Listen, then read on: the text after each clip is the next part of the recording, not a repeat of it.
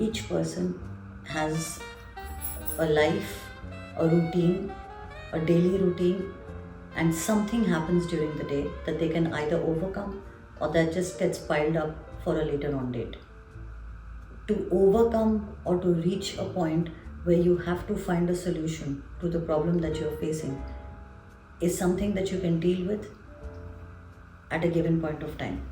If for some reason you're unable to do it, which can also mean you can't do it by yourself, and you need external help, and you need alternate help, could be a health related issue, a relationship problem, it could be a monetary issue, then you do require assistance of a professional.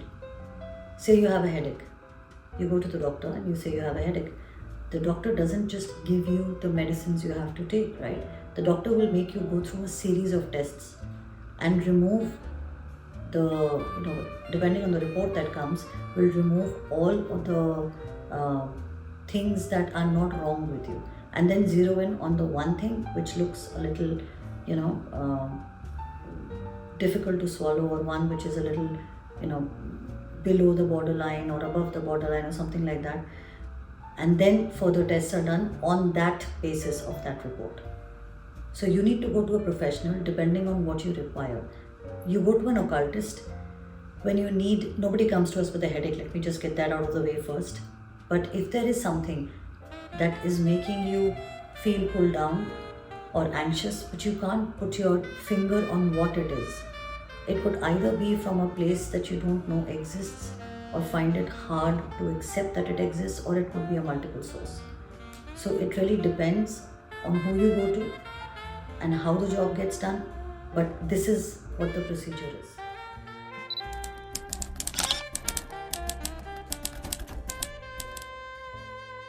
So I'm not going to beat around the bush or pull the wool over your eyes.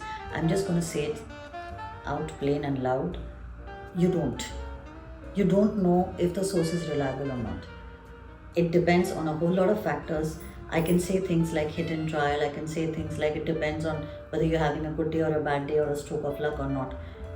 But a lot of people who have come to us at Rakayana have told us that, we've been to so and so places or previous places of the occult, and we've not gotten the results that we were looking for. And I always tell them, A, you exercised free will. B, I never asked you to go there. And C, this is your journey. See the good part. You may have lost money and hope, but you haven't lost hope in the solution of the problem that you're facing. The issue here is you are giving yourself another chance. You are giving someone else a chance to untangle the knots of the challenge that you're facing at the moment. So the best way that I can tell you that if I were not someone who was a practitioner, spellcaster, I would not ask other people how is she as a spellcaster, because a good spellcaster never ever gives out information of who all have come to them, because we have client confidentiality. So if anyone is giving you testimonials, know that that person is not authentic. That's one way of finding out. Another way is if you ask them questions about, how do you know that the spell is going to be successful?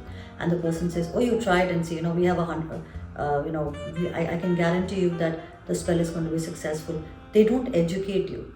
If there's anybody who's shying away from educating you, if pictures or videos or instructions and audios are not shared, if somebody says, just give me the energy exchange and I'll get the job done, that's somewhere I would highly advise that you think twice before going. And the most important, all of us have certain things that are gifts of the Almighty, the Maker, the higher power, whoever you believe in. One is free will and one is your gut, your instinct. Listen to your gut. If there is somebody who's looking at you and telling you that spell casting could be a complicated process for you, but it's not for the spellcaster, because we are professionals. You do the job that you are supposed to do and let me do mine. And then we are all happy and can go our separate ways, and that's it. If you have a doubt about the process, know that a good spellcaster will explain it to you.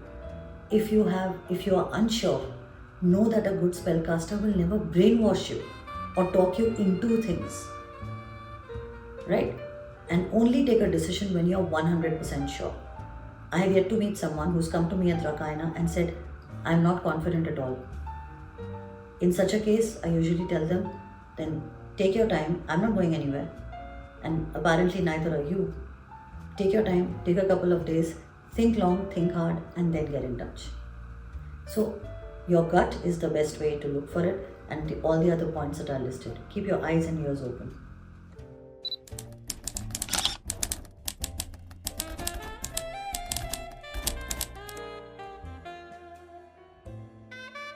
So, the source of the delays that you experience once the spell has been cast can be your lack of letting go. You made your wish, your spell has been cast, now release it. If you don't release it, the speed slows down. It's something like sitting in a car and asking the person driving the car, have we reached the destination? And then after 5 minutes, are we there yet? And then after 5 minutes, why is it taking so long? Till finally the driver of the car turns around and says, you will get to know when we reach there, or I'll let you know when you reach there, something amounting to the same. So you have to understand that your thoughts carry energy, and that energy can affect the spell that has already been cast, because that outcome is yet to be enjoyed by you. Another thing, when we are talking about the entire journey of the process, you were there in the beginning, but don't think that's where the buck stops. You also have a role to play during the process, because I've pulled out in Rakaina, I've pulled out the energy through the energy exchange from you. I've put in the energy of the spell, and I've put my energy as a spell caster into the spell. And then in that whole cocktail or mocktail, I've cast the spell. The instructions that are given to you of if something has to be any raw material or any printout has to be burnt or disposed or put in alkaline water, etc., or some particular chant or mantra or symbol has to be made, all those instructions have to be followed. If I ask you to email or send me the document of the instruction that I've given, please follow the rules to the T, and if you have any doubts, check. It's alright if you have a doubt there, but if you are waiting, because if you keep messaging or if you keep telling me, I'm yet to receive the result, it's equivalent to having a headache, having the medicine, and then waiting every second. My headache's not gone. Even if the medicine is working, the fact that you have told yourself that your headache is not gone will leave a little tinge in your head, and maybe you'll go for another medicine. So understand this, that your thoughts have energy, and that's what causes the delays and the fears.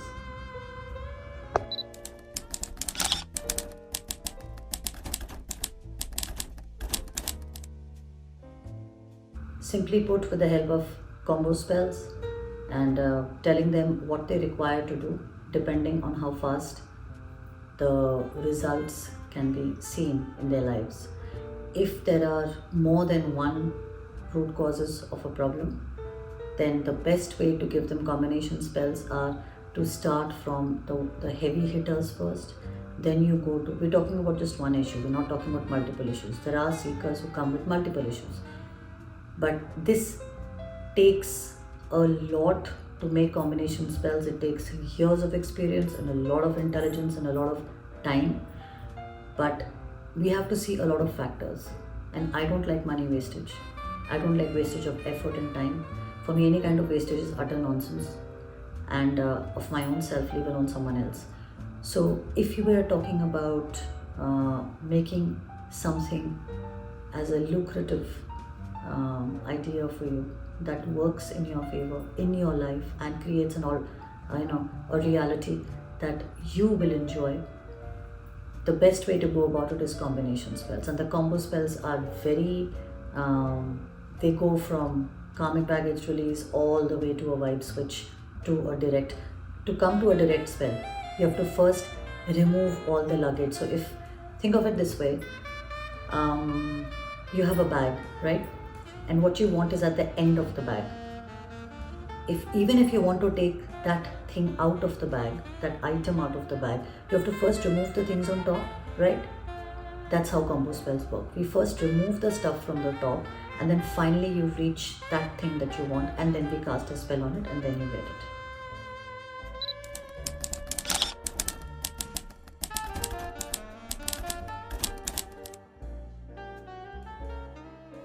There are some things that can be seen and some things can't, tangible and intangible.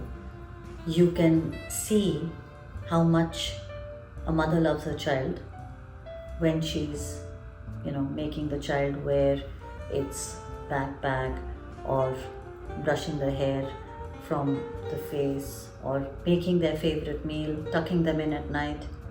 But just because the child is away doesn't mean the mother's affection stops or reduces. It's still the same, maybe even more. How do you weigh it? You can't see it. So tangible and intangible are two huge factors in anything. Give me an example and I'll give you the tangible and intangible. So in this case, when it comes to spell casting, the invisible plays a huge role. How? If you can see it, you'll know what the problem is. And people have a huge misconception that if there is somebody who's conducting a dark magic, there will be a dark cloud or a bird, or they'll have a dream and something will fall right near their doorstep, and that's how they realize. These are all symbolic. The fact of the matter is, you by gut feel something's not right. I'm telling this to you, you all are born with it. Every one of us is born with it. It's like a survival instinct. It's like wearing a seatbelt when you're in a moving vehicle, like an aircraft or an aeroplane or a car, right? Or you're wearing a helmet when you're driving a two-wheeler. It's your instinct that will guide you and tell you. So listen to it and pay attention to it. That's all I'm going to say. If you have any questions, do not hesitate to put them in the comment section below. Thank you, and see you at Rakayana.